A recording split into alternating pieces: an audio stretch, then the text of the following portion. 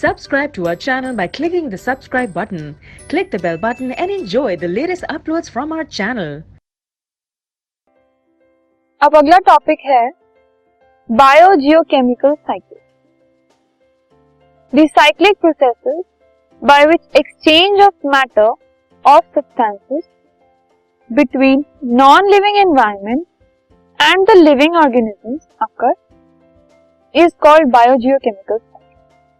Nature में ऐसी बहुत सारी साइक्लिक प्रोसेसेस चलती हैं जिसमें लिविंग और नॉन लिविंग एनवायरनमेंट के बीच में मैटर का एक्सचेंज होता है, तो उन साइक्लिक प्रोसेसेस को बायोजियोकेमिकल साइकिल्स कहते हैं।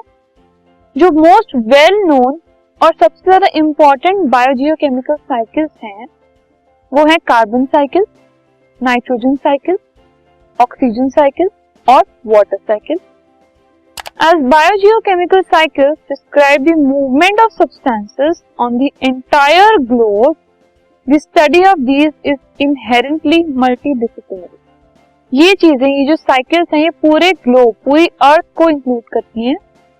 तो इसीलिए इनकी जो स्टडी है ये बहुत डाइवर्स है एंड बहुत इम्पोर्टेंट।